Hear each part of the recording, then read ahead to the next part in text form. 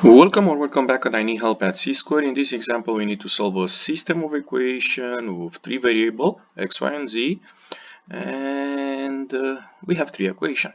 And you notice the first thing I did, I count the equation 1, 2, and 3, and the next thing I like about this specific problem, we have only two variables here, so in the first equation. So if I can manage and use the equation 2 and 3 and get rid of the z, then I think I'm in a good shape. So let's take these two equations, 2 and 3, x plus y minus z equals 9, and equation number 3, which says 4x plus 2y, and now I'm kind of happy because I see that plus z equals 0. And why I'm happy? Because take a look now to the z, whenever I add the equation, it's gone.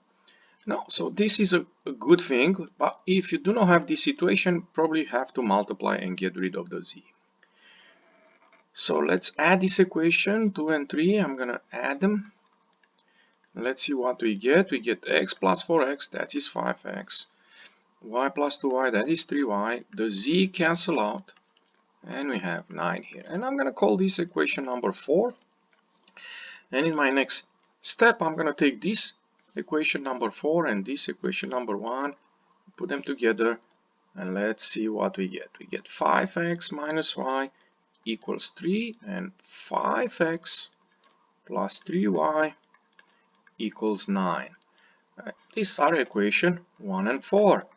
And again, I'm kind of happy because I notice 5x and 5x.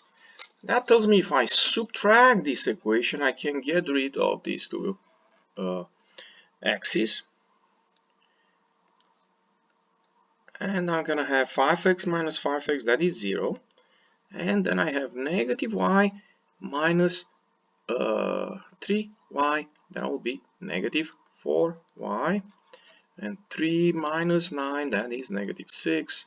One more step to solve for y, divide by negative 4. So we have a y of negative 6 over negative 4, which can be simplified as 3 over 2, or 1.5 if you want the decimal form. So now we can go and look for the other variable, and the first one that I can find out it's x by using, for example, equation number 1, but you can use equation number 4 also. So we have here 5x minus y minus 1.5, right, equal 3. This is the equation number 1 where we replace y with 1.5. And then we have here 5x. We add 1.5 on each side, so that will be 4.5.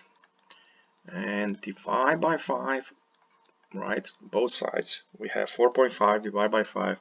That will be 0.9. And we have x. So the last thing we need to find out is z.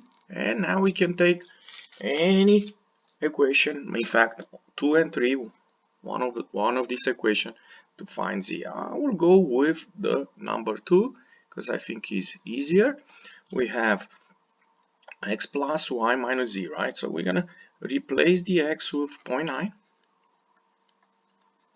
We're gonna replace the y with 1.5 minus z equals 9. So now we have here 2.4 minus z equals 9. I'm going to subtract 2.4 on both sides, and I get 9 minus 2.4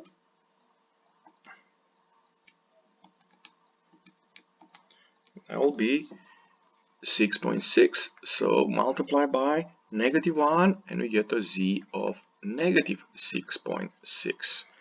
And now we have x, we have y, we have z, we have all these three. Another thing that you may want to be aware of, how you put it in this format, order pair, 0.9 dx, 1.5 dy, and negative 6.6 the z. And that's it. The last thing I want you to take a look is to graphical approach I use a GeoGebra app, the three-dimensional app, and you notice here we have 3 planes. Each plane represents an equation. They do intersect in this point. That is the solution set. If you enjoyed this video clip, don't forget to click the like button and come back on C-Square for more help. Thank you.